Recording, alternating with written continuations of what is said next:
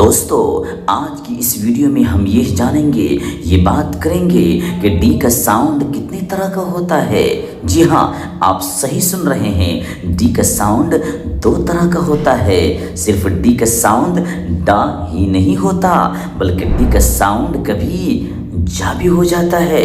लेकिन कब होता है, कैसे होता है, आइए एग्जाम्पल के ज़रिए से हम समझ लेते हैं कि डी डा का साउंड कब होता है और डी का साउंड जा कब बन जाता है। पता है आपको?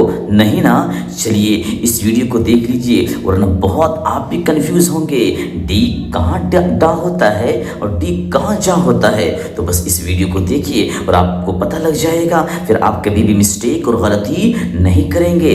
वरना पता चला कि कहीं डी लिखा है लेकिन उसका साउंड, उसका जो प्रोनाउंसिएशन है वो जा वाला हो रहा है और आप पढ़ रहे हैं डा वाला। तो है ना बड़ी मिस्टेक। तो फिर देर किस बात की, तो इस वीडियो को देख लीजिए और सारे कन्फ्यूजन को दूर कर लीजिए। तो रूल नंबर 1, डी आमतौर पर इसका जो साउंड है वो डा ही होता है।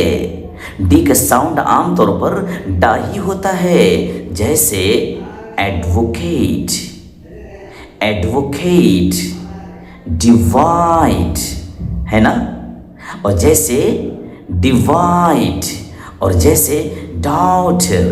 तो इन तीनों एग्जाम्पल्स में डी का साउंड सिंपल डा है, लेकिन आपने अभी तो कहा कि डी कभी जा भी होता है। तो अब उसकी एग्जाम्पल मैं देने लगा हूं, सुनिएगा। अगर डी के बाद यू आए या आई आए तो अब डी का साउंड डा नहीं, अब जा बन जाएगा। जी हाँ, आप बिल्कुल सही सुन रहे हैं। डी के बाद अगर ई आए या डी के बाद आई आ जाए, अब वो डी का साउंड डा नहीं रहा, अब वो जा बन गया। एग्जाम्पल है? बिल्कुल है, देखिए आपकी स्क्रीन पर। जैसे एडुकेशन, है ना, डी के बाद यू है ना, तो एडू नहीं पढ़ना है, बल्कि अब डी को जा बना देना है और कहना है एजुकेशन। क्यों?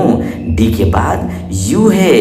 तो देखा इस एग्जाम्पल में, डी के बाद चूंकि यू है, अब यहाँ डी का साउंड डा नहीं होगा बल्कि जा होगा और पढ़ेंगे एजुकेशन।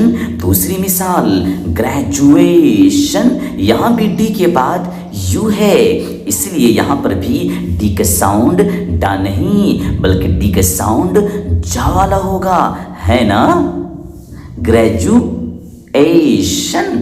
दूसरी मिसाल, सोल्जर, सोल्जर, SOLDIER। यहाँ देखिए डी के बाद आई है। अभी हमने रूल पढ़ा कि डी के बाद यू आ जाए।